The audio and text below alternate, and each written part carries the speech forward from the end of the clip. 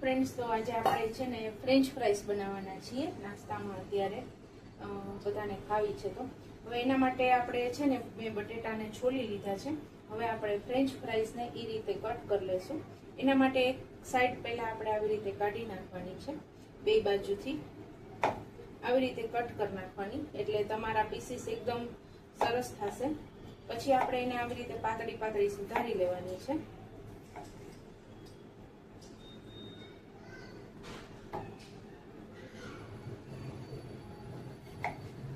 Evenly કરવાની છે. આ રીતે આપણે કાપી લેવાની છે. અને આ સાઈડ થી છે ને થોડી થોડી કટ કરી લેવાની, આ બે સાઈડ થી, એટલે એકદમ તમારું શેપ બહારના ફ્રેન્ચ ફ્રાઈસ જેવો આવી જશે. હવે આપણે આને કટ કરી લેશું. જો, અને આ રીતે કટ કરવાની છે, તમને બતાવી દઉં. આ રીતે આને કટ કરી લેવાની, અથવા તો તમે આનું મશીન આવે છે એમાં પણ કરી શકો છો. હું આવી રીતે કરું છું. આ રીતે આપણે બધાને ચોપ કરી લેવાની છે, લાંબી લાંબી સ્ટ્રીપમાં.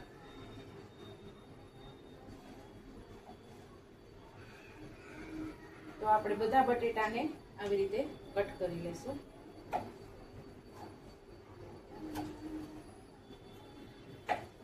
આપણે આમાં મેંદો કે કોર્નફ્લોર એક પણ વસ્તુનો ઉપયોગ કર્યા વગર બનાવશું. તો ફ્રેન્ડ્સ, આપણી બધી ફ્રાઈઝ આવી રીતે થઈ ગઈ છે કટ. હવે આપણે એને પાણીથી ખૂબ ધોઈ નાખવાની છે, 2-3 પાણીથી ધોઈ નાખવાની એકદમ. અને થોડીક વાર એને પાણીમાં પલાળી રાખવાની છે, જેથી એનો બધો સ્ટાર્ચ નીકળી જશે. તો એને 5 મિનિટ આપણે પાણીમાં પલાળી રાખશું. એકદમ ધોઈને પલળી ગયા પછી આપણે એને આવી રીતે પાણીમાંથી કાઢી લેવાની છે.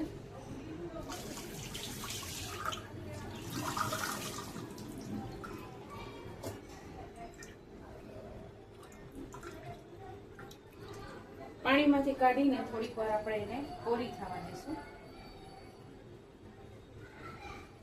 પછી એને આવી રીતે કોરી થવા દેવાની છે. ફ્રેન્ડ્સ, તો મેં છે ને તેલ ગરમ કરવા મૂકી દીધું છે, અને મારી ચિપ્સ છે ને મેં ઉપર થોડું પેપર મૂકી અને કોરી કરી નાખી છે, જેથી ઝડપથી તળી શકાય. એટલે મેં એને થોડી કોરી કરી નાખી છે.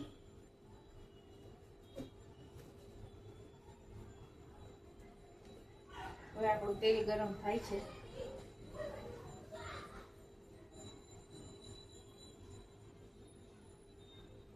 આ કટકા છે ને એને ફ્રેન્ડ્સ આપણે છેલ્લે ફ્રાય કરી નાખશું, એટલે એનો ઉપયોગ થઈ જશે. તેલ ગરમ થાય છે આપણું હવે. પછી તેલ ગરમ થાય એટલે આપણે તળવા નાખી દઈશું. આપણે આમાં કોર્નફ્લોર કે મેંદો કોઈ વસ્તુનો ઉપયોગ કરતા નથી. ફરાળમાં ખાઈ શકાય તેવી જ ફ્રેન્ચ ફ્રાઈસ બનશે. આપણું તેલ ગરમ થઈ ગયું છે, તો હવે આપણે એમાં ફ્રાઈસ નાખી દઈશું.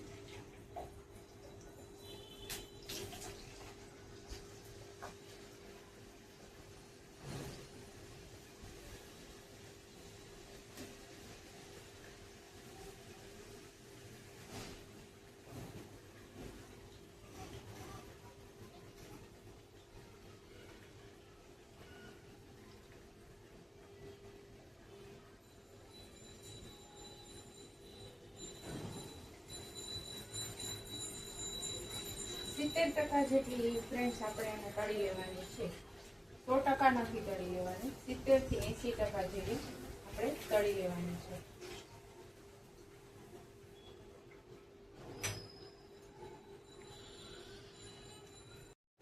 તો ફ્રેન્ડ્સ, આપણી ચિપ્સ છે ને 70-80% જેવી તળાઈ ગઈ છે. હવે આપણે એને બહાર કાઢી લઈશું.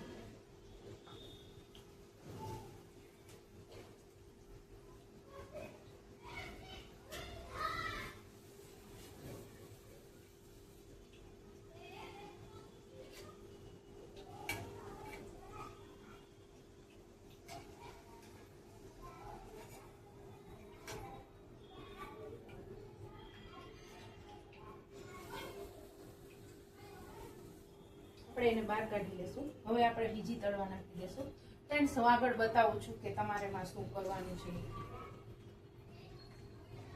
તમારે નો મેંદો નો કોર્નફ્લોર ચિપ્સ ફરાળી બનશે.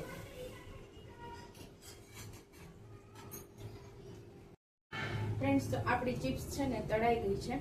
હવે આપણે એને 70 થી 80% સરસ એકદમ દબાઈને એ રીતે તળી લીધી છે. તમે પ્રેસ કરો ને એટલે આવી રીતે દબાઈ જશે.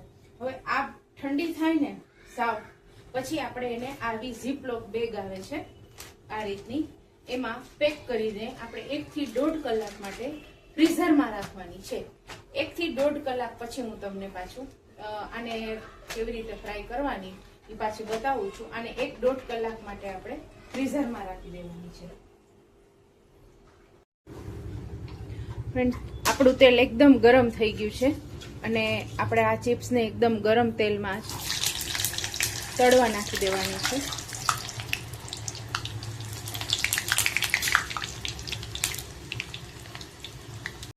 જો મેં એકદમ ગરમ તેલમાં ચિપ્સને તળવા માટે નાખી દીધી છે.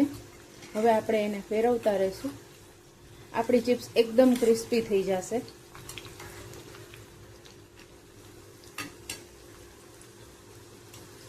કોર્નફ્લોર મેંદો મેં કાંઈ નાખ્યું નથી. તો ફ્રેન્ડ્સ આપણી ફ્રેન્ચ ફ્રાઈસ એકદમ સરસ મજાની રેડી છે. એકદમ ક્રિસ્પી બની છે. જુઓ તમે, આમ ભાંગી જાય એવી છે. બહારથી ક્રિસ્પી અને અંદરથી સોફ્ટ એવી આપણી ફ્રેન્ચ ફ્રાઈસ બનીને રેડી થઈ ગઈ છે. હવે આપણે એમાં મેં આ ઘરે મસાલો બનાવેલો છે ઉપર છાંટવાનો, એ તમને હું છાંટી દઉં અને એની સાથે આપણે લીંબુ છાંટશું.